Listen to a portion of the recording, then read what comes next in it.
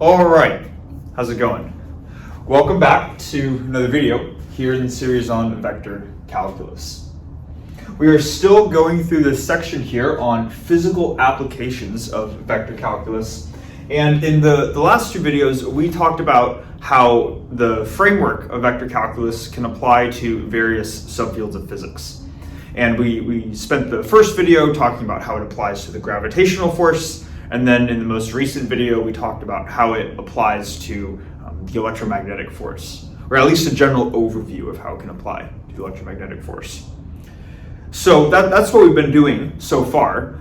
But what I want to do now is to kind of steer this in a slightly different direction from what we've been doing. I don't want to go through just another subfield of physics and just say, okay, this is how it applies to this area of physics, although we certainly could. But rather, what I'd like to do is I want to focus in on a couple of the equations that we saw in the last couple of videos and really dive into those equations, because it turns out that when we were going through these specific equations right here, there was a little bit of some analysis that we did to rewrite these equations, and we kind of just stepped over something that goes pretty deep conceptually, and I wanted to just take a minute to figure out what that was, at least. So to explain what I'm talking about, what we have here are two versions of Gauss's law. This one is Gauss's law applied for the gravitational field, and this one is Gauss's law applied for the electric field. Now, when we wrote out Gauss's law, we wrote it out in integral form, where we said that the flux of a given vector field was equal to something. But these equations right here are what we call the differential form of Gauss's law, where rather than writing out the flux of these vector fields, we're writing out the flux density, or the divergence of these vector fields. And we notice here that both sides are equal to some right-hand side scalar function. Of course, it's because the divergence returns, it inputs a vector quantity and outputs a scalar quantity. Now, between the gravitational force and the electrostatic force, they share a lot of properties in common with each other. And one of them is the fact that these vector fields right here are both conservative, right? And what that meant was that we could express both of these fields, whether it's the gravitational field or the electric field, as the gradient of some scalar function. And when we introduced them, we included this minus sign here, but really the important part was that it is the gradient of some function, which I'll call phi sub g, and this was the gravitational potential. And then over here, we said that the electric field was the negative gradient of some quantity which I'll call phi sub e, being the electrostatic potential. The minus sign, the reason why it's there has to do with physics. There are physical reasons for why that minus sign is there. But for the purposes of what we're doing, we can just think that it's ingrained in the definition. We could have just said that the minus sign is ingrained or within phi sub g here and phi sub e here, but we have a minus sign out front, and we're not going to worry about that too much.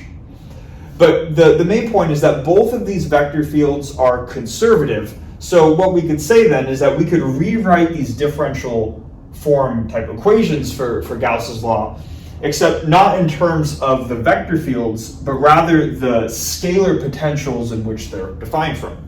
So if we were to plug this definition in for g right here, rather than having the divergence of g, we'd have the divergence of the negative gradient of phi sub g.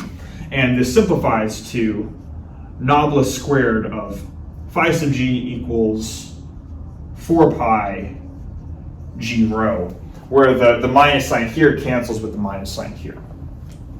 Then likewise on this side, if we were to plug in the electrostatic potential in for the electric field right here, or I should say the gradient of phi sub e, what we would get is nobla squared of phi sub e is equal to minus rho over epsilon naught. Okay. Now, in the physics applications videos, we kind of stopped at this point. We said, okay, this is how we can This is just one way which we can see that the Laplacian operator shows up in these physics equations, and that was kind of good enough at that point. But it's this point where I want to say, well, let's take a deeper look into what's going on here. And let's first remind ourselves what the Laplacian operator is in the first place. At least in Cartesian coordinates, I'm going to start by just writing this out in Cartesian coordinates. Nabla squared acting on some scalar function, and I'll just call it phi as opposed to phi sub g or phi sub e. This would apply in either of these two cases here, is just the sum of the second order partial derivatives of this scalar function where we're not accounting for the mixed partial derivatives.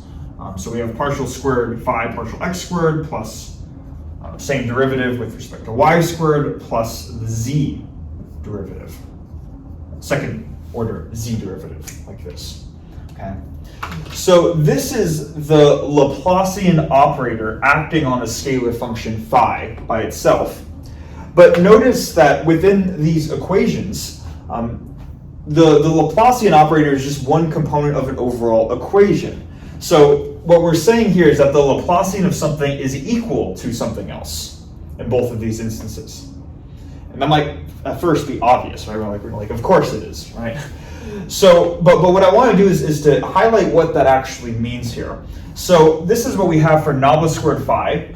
And what I'm going to do is I'm just going to write out the right-hand side, and all my pens are dying on me here. I need to get some more. But I'm just going to write the right-hand side out as rho by itself. The reason is because both of these right-hand sides here contain rho, this being the mass density and this being the charge density, but it's some density and it's proportional to some scalar function. Okay.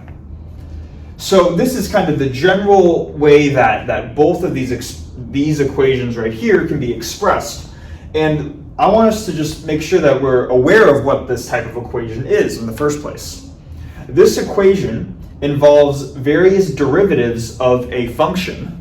And whenever you have an equation that involves derivatives of a function, that is called a differential equation. But this is not just an ordinary differential equation.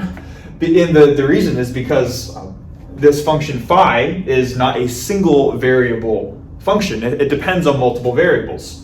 And this specific case right here depends on x and y and z, and that's why we can differentiate it with respect to x, y, and z. So in the case where you have an equation that involves partial derivatives of a function, it is not called an ordinary differential equation, but it is called a partial differential equation. And this is kind of the deep sort of thing that we just sort of tiptoed over and just kind of stepped over in the last couple of videos, talking about partial differential equations. It's this massive area of mathematics, and people will even dedicate their entire academic careers to trying to understand solutions of these partial differential equations. So understanding how to solve them is going to be is a huge task, and certainly can't be described within a single video. Now that is the context. That's what I wanted to lay out before really diving into things. So what does that mean for this video? Well, what we're going to be doing in this video and the next couple of subsequent videos is we're going to be focused on this type of partial differential equation. And I'll explain what I mean by this type of partial differential equation. But we're going to focus on this specific type of partial differential equation and try to figure out ways which we can come up with solutions for this differential equation. Now, I want to preface before we do any of that if you were to take a course on differential equations, specifically partial differential equations, there are these common techniques that you learn in a differential equations class. Kind of the common ones are separation of variables, and you can make use of these things called Fourier transforms. But what we're going to be doing is not related to that, because we're not in a differential equations course, we're in a vector calculus course. So to be more specific, we're going to focus in on how we can solve these types of partial differential equations within the realm of vector calculus, using tools that are specific to vector calculus. And it won't be a complete study of being able to solve these equations naturally, because we're working within a vector calculus alone. But this is kind of just a way of seeing how vector calculus can help us solve these types of partial differential equations. Okay. So hopefully that makes sense. Trying to solve these within the context of vector calculus is now going to be kind of the main goal of this video, as well as the next couple of subsequent ones.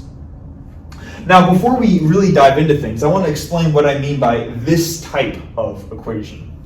So this type of partial differential equation, where you have the sum of second-ordered partial derivatives here, it is a very well-known equation. And in fact, it's so well-known that it doesn't just have one name, but it actually has two names. And we'll first try to describe the first name, and I think that'll be conceptual, and then we'll get into the second name. But notice here that what I have on the left-hand side, this is the left-hand side, this is the right-hand side. The left-hand side is the Laplacian operator, noblesse squared, acting on a scalar function phi. So what we have here is the Laplacian of phi equals something. So naturally, one of the names to this equation is called Laplace's equation, and I'll write this out. It's called Laplace's equation. It turns out, and that kind of makes sense, right? The Laplacian operator equaling something involves the Laplacian in an equation, so it's Laplace's equation. Now, Laplace's equation is actually kind of a simplified version of this equation that we see right here. Laplace's equation occurs when you have the Laplacian of a scalar function on the left-hand side, but your right-hand side is actually equal to 0. So in the case where your right-hand side is 0, you get Laplace's equation. And in the case where the right-hand side is non-zero, so it's equal to some quantity, which in both of these instances, again, is some constants times a density, you get what's called Poisson's equation.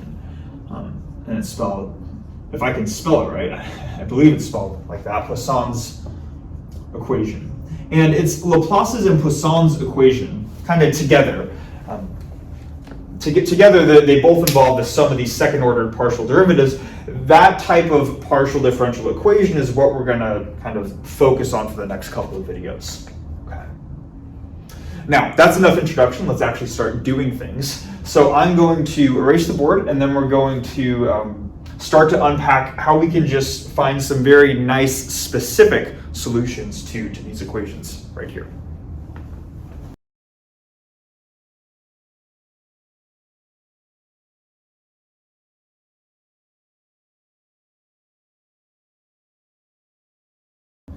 Okay, so we have a couple of things here on the board. The first is the general form of Poisson's equation for in either the gravitational or the electrostatic potential energy. It'll roughly have this form. Constants will be different, but more or less the same thing. And then down here we have Laplace's equation in spherical coordinates. And actually, this is the Laplacian operator in spherical coordinates. To make this Laplace's equation, we need to have equals 0, right, on the right-hand side. Now, the first thing that we're going to see is that this expression for this left-hand side is the Laplacian of a scalar function f. So this is noblesse squared f right here. This is a long-looking expression. It looks much more complicated than the sum of these second-order partial derivatives that we saw in the previous whiteboard in Cartesian coordinates, right? So real quickly, I just want to explain how we got to this expression, so I'm not just pulling it out of thin air. The Laplacian of a scalar function f can be decomposed as the divergence of the gradient of a scalar function f, like this. So by being able to decompose the Laplacian in terms of the divergence and the gradient, what you could then do is you could go back to where we talked about the generalized versions for the gradient, divergence, and curl in any coordinate system. That video was the orthogonal curvilinear coordinates video. And you could first find the h factors for spherical coordinates. So you'd find out what h sub r is, h sub theta, and h sub phi. And then once you found those factors, those just being the partial derivatives of the position vector with respect to your coordinates, r, theta, and phi. Once you have those h factors, you just plug them into their definitions for the generalized gradient and the generalized divergence, and this is what you'll get. Okay. So hopefully that makes sense. That's where this is coming from. All of these additional factors are just the h factors showing up in these definitions right here. Now, the second thing that I wanted to talk about, and really to get started with the math, is why are we interested in Laplace's equation in spherical coordinates, as opposed to that previous example of the Laplacian, which in Cartesian coordinates, which looked a lot simpler, right? And the reason happens to do with the physical systems that we've been studying. And to jog our memory, I'm going to go back to kind of a scenario that we drew in the video on gravity, where we had some large mass m, and what we realized is that this large mass right here ended up producing a gravitational field that pointed radially inwards, right?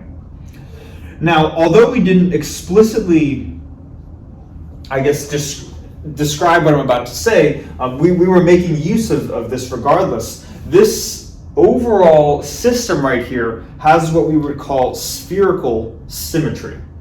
Okay. So I want to quickly describe what that means for this system to have spherical symmetry, and then show how that is going to be useful for this form of Poisson's equation. So spherical symmetry just means that, well, I should describe spherical symmetry of what? The quantity that I'm talking about that has spherical symmetry is the mass density of this overall big mass right here. And maybe what I should do is I could replace m and call this quantity rho, like this. So if you imagine this big mass m, it's made up of a bunch of little particles, and the collection of particles together sort of compose this overall big sphere right here.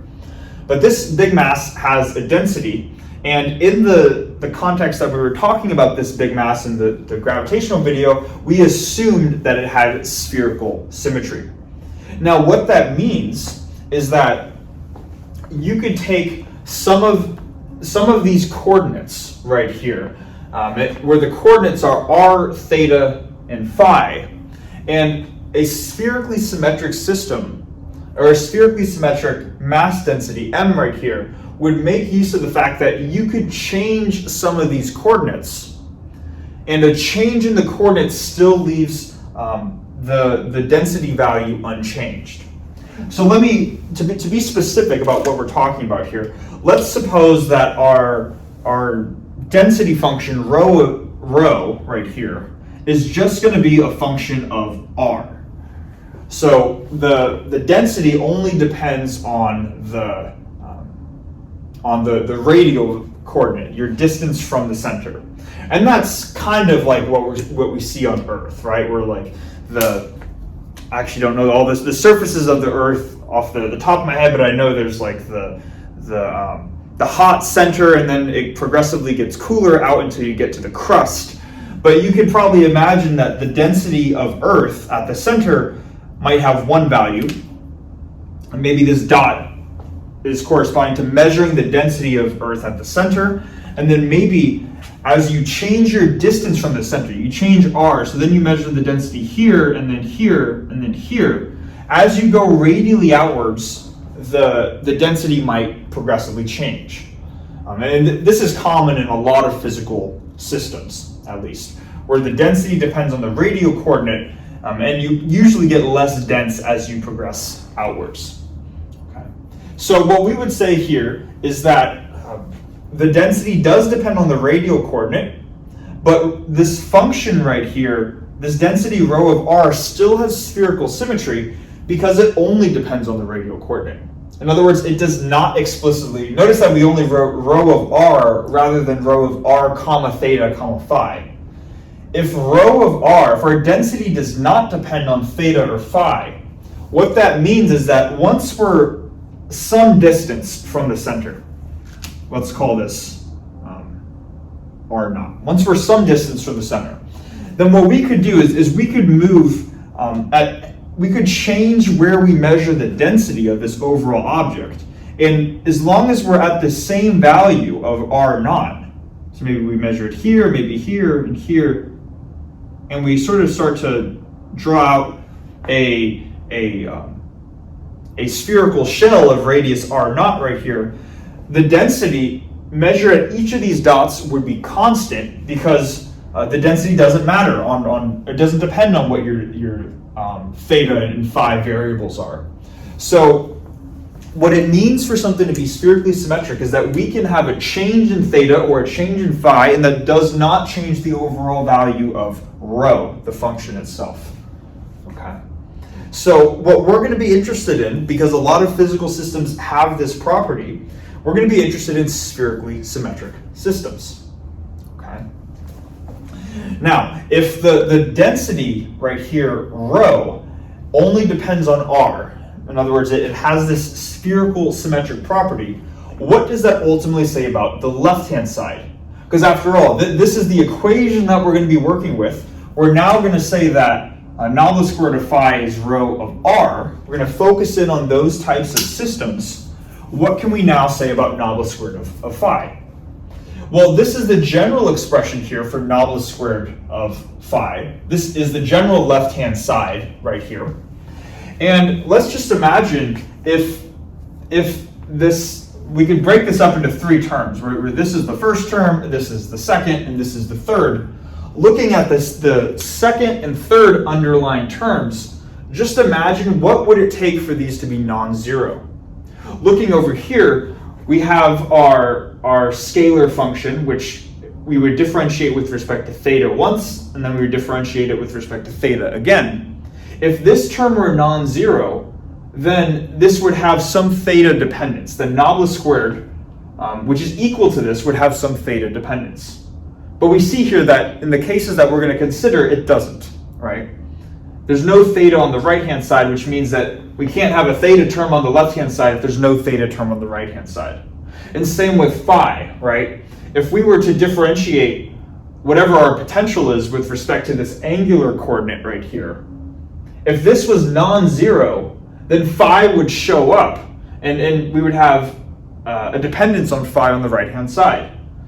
So because our density only depends on R, that means that these terms can't contribute to whatever the left-hand side is. So in the spherically symmetric case where there's no angular dependence, both of these expressions go to zero, and then what we're ultimately left with is just 1 over r, this first term right here, 1 over r squared partial of r squared d, or partial, and rather than writing a general scalar function f, I'm now going to replace in the potential phi.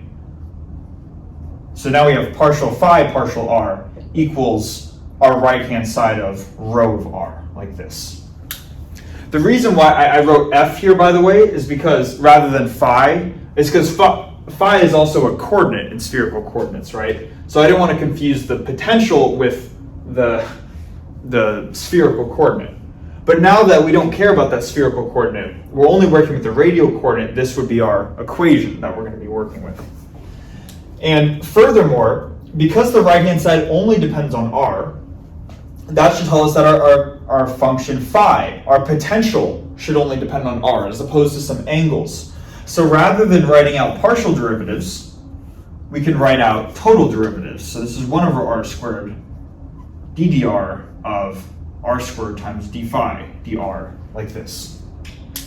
So this type of equation is going to be the equation that we sort of focus in on in this first video right here. And we see that for spherically symmetric systems, or in terms of their angles, that when we don't have any angular dependence, this partial differential equation that we have right here reduces to an ordinary differential equation, and we know how to solve this, right?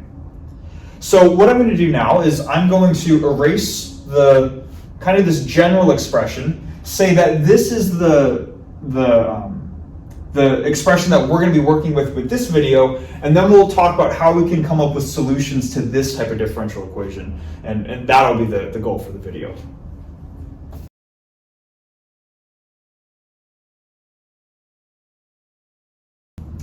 All right, so the goal for this video is to make sure that we understand how to solve differential equations of this form right here.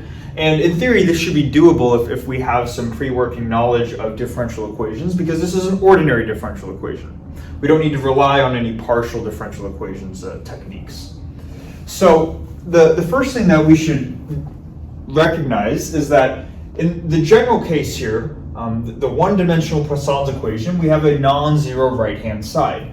And sort of these big theorems from differential equations tells us that if we have this non-zero right-hand side, then the overall solution phi can be split into a sum of two terms, phi sub c plus phi sub p, where phi sub c satisfies the equation where the right-hand side is 0, or in other words, it satisfies Laplace's equation, and phi sub p is the particular solution for a given value or a given right-hand side, so for the specific Poisson's equation.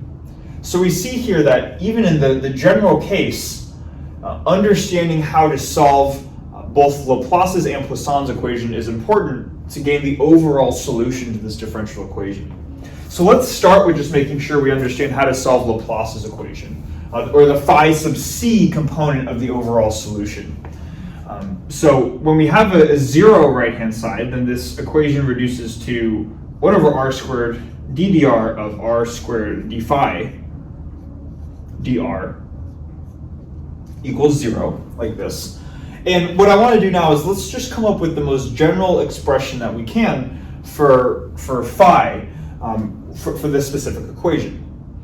Now, first thing that we can do is we can multiply r squared on both sides. That'll get rid of this term right here, and that leaves us with just ddr of r squared d phi dr, right, equals 0. Then what we can do is we can apply this radial derivative to this product right here, and by using product rule, right? So if we apply the derivative to the first term, we get 2 times r times the derivative of the first times the second, so times d phi dr, plus the first term r squared times the derivative of the second. And then in this case, this is just the second derivative, d squared phi dr squared equals 0. Right. Now, typically, it's common practice when solving differential equations to get the highest order derivative term by itself, in the sense where you don't want to have any other factors multiplying here if possible. There's nothing wrong with having factors right here, but it's common practice to just see the second derivative of phi plus a bunch of other things. So if we were to follow that general practice, we would want to divide r squared through the entire equation. So if we divided r squared within this term right here, that would leave us with just the second derivative, and I'll write that first. So now we have d squared phi dr squared. Then we have plus. And now this term divided by r squared is 2r divided by r squared, or in other words, 2 divided by r. And then we still have our first derivative, d phi dr. And then, of course, dividing by r squared on the right-hand side still gives us 0. So now this is the second order differential equation that we're left with, okay? And I know that sometimes it can be a little bit difficult to see that right here. So the general idea of what we're doing is we're first saying, let's just write this out so it's in terms of second derivatives, first derivatives, and just the function. And then this would be the form. Now what we can do, in the case where we don't have the function phi in the equation by itself, we have derivatives of phi. We have the first derivative and the second derivative, but we don't just have the function phi anywhere in here. Then a common technique that we can do is we can perform a substitution where we can define some new variable, and I'll call it u. And let's define u to be the first derivative of phi. So use d phi dr. When we have this change of variables, if we substitute it into here, let's see what we get. The second derivative of phi is the same thing as the first derivative of u. So now we have du dr plus still the same prefactor out front, so plus 2 over r, and then d phi dr, but that's just u, right? So plus 2 over r times u equals 0. And now this is a first order differential equation which we hopefully know how to solve. This is a separable differential equation, meaning that, well, let me maybe first just subtract this over to the other side. So I have du dr equals minus 2u over r like this. And then in order to separate variables, you basically get all the factors of u on one side and all the factors of r on the other side. So if we multiply dr to this right-hand side, dr comes over here, and then dr gets out from the denominator over here, and then we can divide u over to this side like this. So we have du over u, trying to make that u a little better, du over u is equal to minus 2 over r dr. Now we can integrate both sides. Oh, I can't. Let's do this. I don't want to put the integral's got to go first because r is contained within here, right? We can integrate both sides, and then let's see what we get. So the left-hand side is the natural log of the absolute value of u, and then on the right-hand side we have the constant can be pulled out front, so we have minus 2 times the natural log of the absolute value of r, like this. And then of course, because these are indefinite integrals, we're going to have this constant of integration that shows up, which we can call c. So this is the equation that we're left with, and now we just want to solve for u of r. First thing that we can do is we can use properties of natural logs to say that negative 2 times the natural log of r is the same thing as the natural log of r raised to the minus 2 power. So we have r to the minus 2 power like this. Now what we can do is we can just exponentiate both sides, and that will get rid of these natural logs. So exponentiating the left-hand side gives us u of r.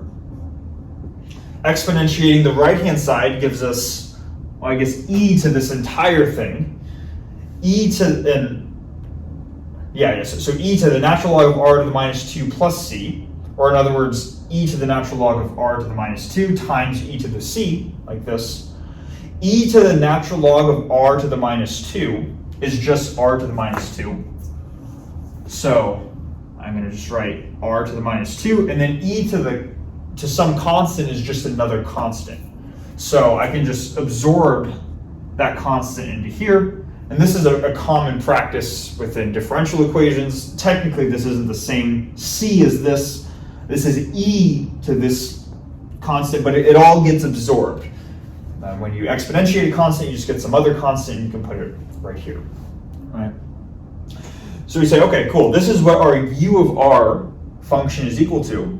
But ultimately, we want to find what phi of r is, right? Because that was the original function showing up in our differential equation. So it's at this point where we say, okay, now let's just replace u of r with its definition in terms of phi and see what we get. So now, rather than having u of r, I'm going to write d phi dr equals c times r to the minus 2. And then to find phi of r, we just integrate this with respect to r, right? We have integral dr like this. The left-hand side becomes phi of r. And this is going to equal, let's see, this is going to be power rule. So this becomes r to the minus 1 divided by negative 1. So this would technically become minus c over r, like this. And then there's going to be another constant of integration, which maybe we call c1. Now, what you're going to see in Dexter's lecture notes is he refers to these two constants of integration as a and b, and he absorbs this minus sign right here. This minus sign can be absorbed into this constant. The negative of a constant is just another constant. So we could say that phi of r is not negative c, but we can just call negative c a, like this. So we have a over r plus some other constant, which we can call b. And this is the most general form for the potential in spherical coordinates when it is spherically symmetric and we're solving Laplace's equation, again, where we have a 0 right-hand side, right? So that would be kind of the first half of our solution. What we're going to do next is I'll keep that solution up on the board, and then we'll go through the Poisson's version, or the Poisson's component to the solution, solving for phi sub p for a given rho of R, and we'll work through essentially attaining a complete solution to the problem.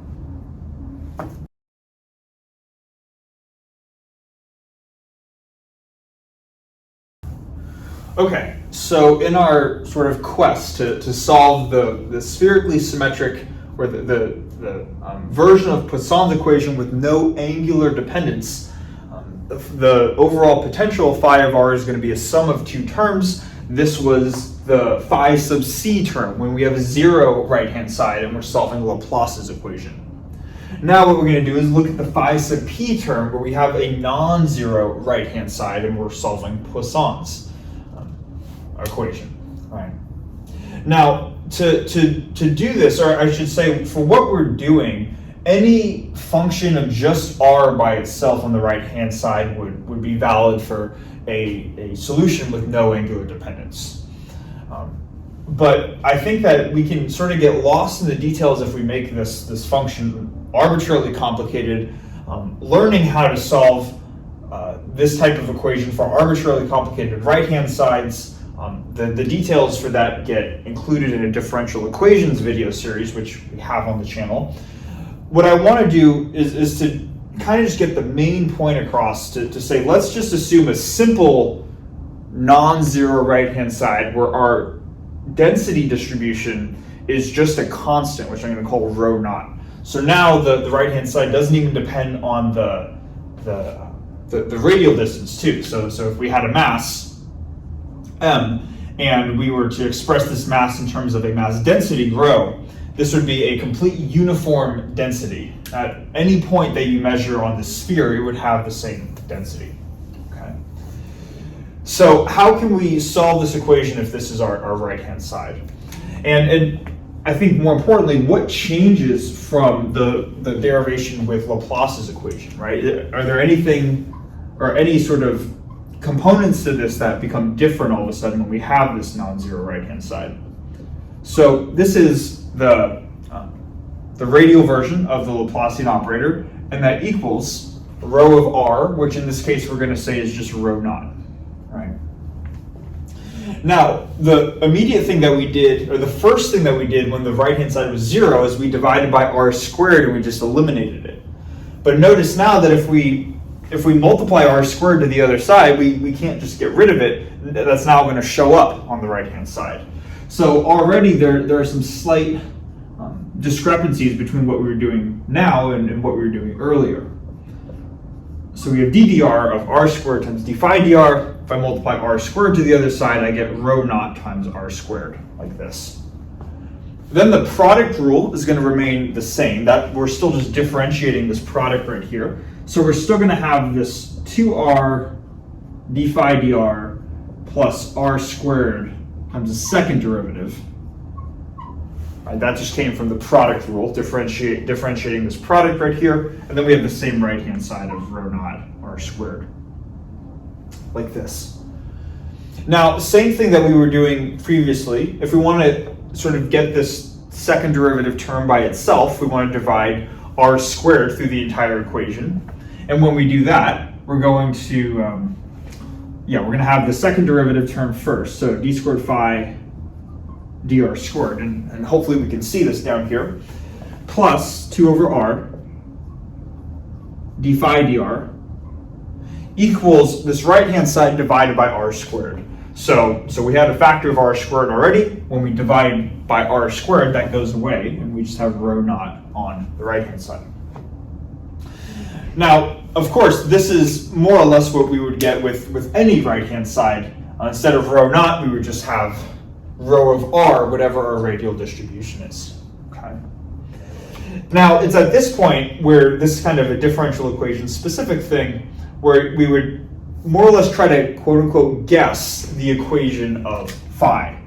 And I don't really like to use the word guess, because it's not just a random guess. We're really just using our knowledge of calculus to guess what type of function would satisfy this equation right here. But we're going to come up with what we're going to call a guess. Now, we have a constant on the right-hand side, and just by looking at this, this equation right here, we see that one way in which we could involve a constant is through this first term. That's by differentiating our mystery function with respect to r and then dividing by r. So that's one way in which we could get a constant. But the other one, which I think is more clear, is by looking at the second derivative. We could ask ourselves what type of function, when we differentiate it twice, gives us a constant. And the general form is a quadratic function, right? So if we were to have a function of the form, if we were to have our phi function be of the form maybe a2r squared plus a1r plus a naught, where each of these lowercase a's are constants, then by differentiating this term twice, or this equation twice, we would end up getting 2 times a2, and that would be a constant. So what you do is you come up with your guess, and then for what you think the solution should be, based off of your knowledge of calculus. And then once you have that guess, you plug that guess back into the equation and solve for a2, a1, and a0. And once you have those values, you plug those in, and that gives you your complete solution for the phi sub p component. So let's do that. Plugging it into here, we have the second derivative of this. If we differentiate this twice, these first two terms are going to go away, and we're going to be left with 2 times a2. So that's this term right here, plus 2 over r, times the first derivative of this function. So differentiating this function once means that we're going to have 2 times a2r, differentiating the quadratic term plus the linear term gives us a factor of a1, like this. And now this quantity right here is what we have right here. The sum of these two makes up the left-hand side, and the right-hand side is just rho naught, right? So some constant. So now it's just a matter of finding out what a1, I guess a naught, and a2 are. So let's see. First thing we can do is we can multiply this into this product right here. So we're going to have 2 times a2 plus, when this multiplies into this, we're going to have 4a2, because the factors of r cancel, plus 2a1 over r equals rho naught. Right? Now, looking at this, these terms right here are constants, but this term is not a constant because it has a 1 over r dependence. But notice that this expression on the right-hand side does not have a 1 over r dependence. So the only way that this side can equal this side is if this term right here is 0. And how do we make this term 0? We set a1 to be 0. So from this term alone, we automatically see that a1 needs to be 0. And I'll put a box around it. So we say, okay, a1 needs to be 0 because the right-hand side has no 1 over r dependence. What that leaves us with is just the remaining parts of the equation. So I have 2a2 plus 4a2, that's just 6a2, equals, because this goes to 0, and that just equals rho naught. And then we can just algebraically solve for a2, and then, of course, that tells us that a2 is rho naught over 6. So we have our quadratic coefficient, our linear coefficient, and then we would just need our constant, our constant term a naught. And notice that in this equation, we never made mention to a naught. So a naught could be anything, and then this equation would still be valid as long as a1 is 0 and a2 is rho naught over 6. So what I'm going to do is I'm just going to say that a naught is some constant. We could set it to whatever we want, and I'll call it c. So if this is true, this could be kind of arbitrary, we have flexibility in this, then our overall solution to phi sub r is this quadratic expression with these coefficients plugged in. So we're going to have rho naught, or a2, which is rho naught over 6 r squared, plus a1, but that's just 0, so this term goes away, plus a naught, plus this coefficient c, like this. So now let me unbox these coefficients. Do my best to unbox these without getting too messy. Let's make the A like this, looks like this. So this would be our solution to the phi sub p component of the solution to the differential equation. Now, of course, the actual solution to the differential equation, the complete solution, is the sum of the phi sub c and the phi sub p terms. Maybe I should even write phi sub c and phi sub p here to be explicit. So then just combining the solutions together, we get an overall solution of phi of r is phi sub c, which is this term that we had right here. So it's a over r plus b, plus the phi sub p term. So if I get rid of this, I'm just going to erase this and add it on to here, right? So if we add on the phi sub p term, that's rho naught over 6 r squared plus c, this. And as kind of a final thing, notice that in this equation, we have plus b and plus c. We're adding two constants together. A constant plus a constant is just another constant. So this plus c can get absorbed within here, telling us that our complete solution would be this expression like this. Okay. Now I realize this might be review, right, for solving this type of, we're just solving ordinary differential equations. But I think really the benefit is seeing, okay, when we have a differential equation like this, what is the technique for going about solving it? As a final step, we're going to solve for these unknown coefficients a and b. Within ordinary differential equations, these typically get solved for using initial conditions. But with partial differential equations, even though this is an ordinary differential equation, with equations of this form, we're going to see that initial conditions take on a form that's called boundary conditions.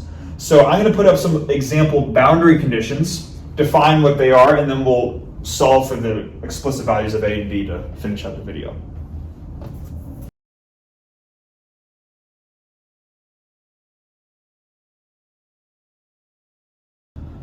Okay, so this was the solution that we ended up coming up with, but we still had these sort of unresolved constants that we kind of arbitrarily defined in the problem, uppercase A and uppercase B. So the way that we're going to solve for these coefficients is through these things called boundary conditions. And that's what the information is that's specified over here. Before we go into that though, just really quickly, I want to comment that what you'll see a lot of the times when it comes to solving, especially partial differential equations, that I recognize we're not doing that here, but in general, when solving partial differential equations, it's really the boundary conditions that make the problem interesting. It's the conditions that tell you what domain are you working on, what are the values that can give insight as to what the physical properties of your system.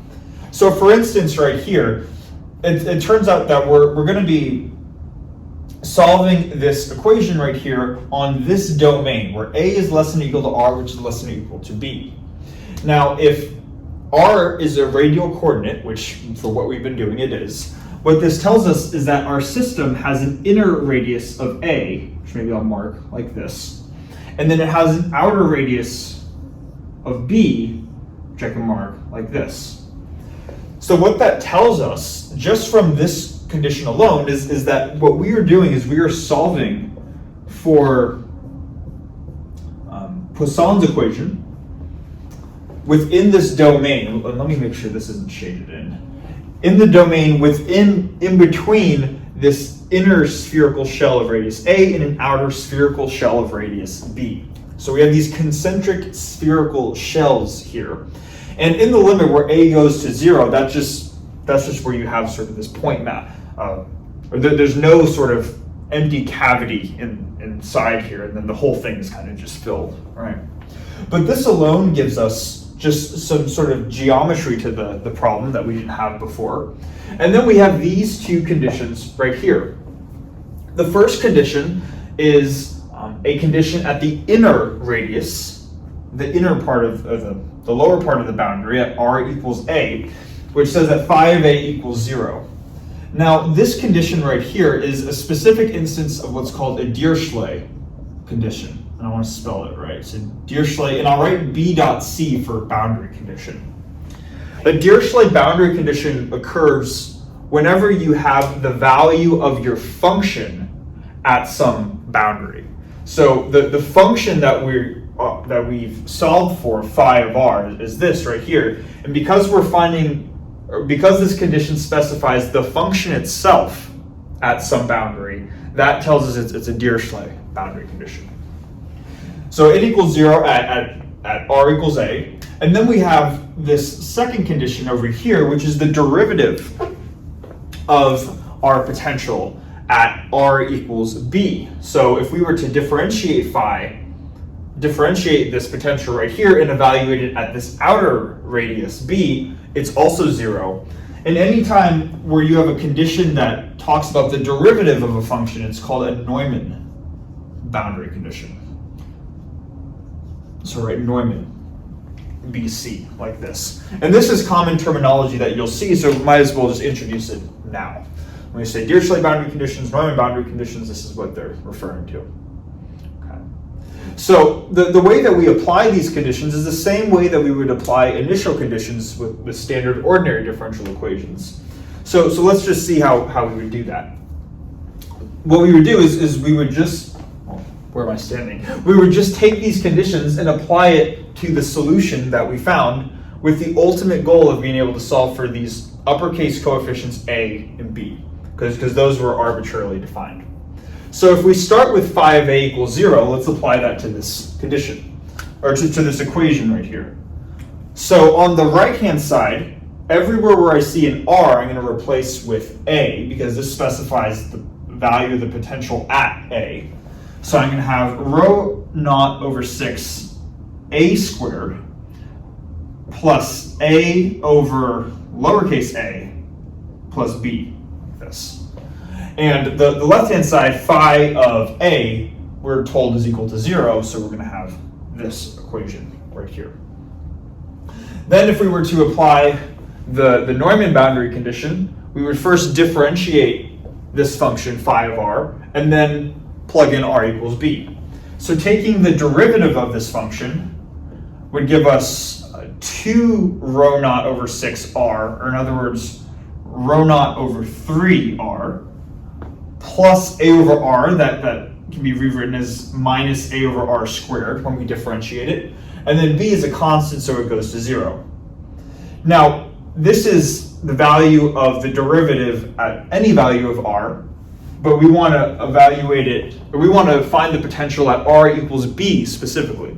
So we replace lowercase r with lowercase b, like this. And then we set it equal to whatever its specified value is, which in this case is just 0. So this also is equal to 0. So now we have a system of two equations with two unknowns. And I want to just make sure that we're clear on what the unknowns are before diving into this. The two unknowns are uppercase A and uppercase B. Because in our solution here, these were these sort of constants, these constants of integration that showed up that were kind of arbitrarily defined. So uppercase A and uppercase B are the unknowns. But we'll also see that within these equations, there's lowercase a and lowercase b. Because this was specified in the problem that our domain goes from little a to little b, this is now part of the problem, this part of the information provided in the problem, so we can use these constants since they're provided to us. So little a and little b are known. It's uppercase A and uppercase B which are not known. So let's go about solving those. This equation only involves uppercase A. So if I were to algebraically manipulate this, I could add a to the other side, which would give me, or add this term, to the other side, giving me a over b squared equals rho naught over 3b. And then multiplying this by b squared just gives me that a is equal to rho naught over 3b cubed, like this. So this is the value of one of the coefficients. And then we just plug it into here, right, and then solve for b. So within this equation now, we have 0 equals rho naught over 6 lowercase a squared plus a over little a, like this. But we want to keep in mind that a now is this value right here. So I'm going to write rho naught b cubed over 3a. And then we have plus b, right? Like this. So then it's just a matter of solving for b at this point. And then that's just subtracting b over to the other side. So we would get that negative b is equal to this. Or getting rid of the minus sign tells us that b is the minus of this. So let's say that b is the minus of this. So that would be the process about finding these unknown coefficients, a and b. Hopefully I didn't make an algebra error. It's possible. If I did, sorry. But hopefully you get the general idea, right? Then you plug in a and b back into here, and that would make your complete solution to the problem. So that's pretty much it. What we've shown in a nutshell is that a partial differential equation, when working with spherical symmetry, can be reduced to an ordinary differential equation, which gets solved through standard ODE's methods. Of course, you could also do this for any coordinate system which has no dependence on 2 out of the 3 spatial coordinates, right? Whenever you have that, then you can reduce your partial differential equation to an ordinary differential equation and then go through this process. So hopefully this wasn't too much of a review. I wasn't sure if I should assume that we would know how to solve this or not, but I'd rather be too thorough than not thorough enough. We're going to take deeper dives and go into more detail into Laplace's and Poisson's equation with some really interesting theorems in the upcoming videos. So yeah, thanks for watching this one, and hopefully see you in the next one.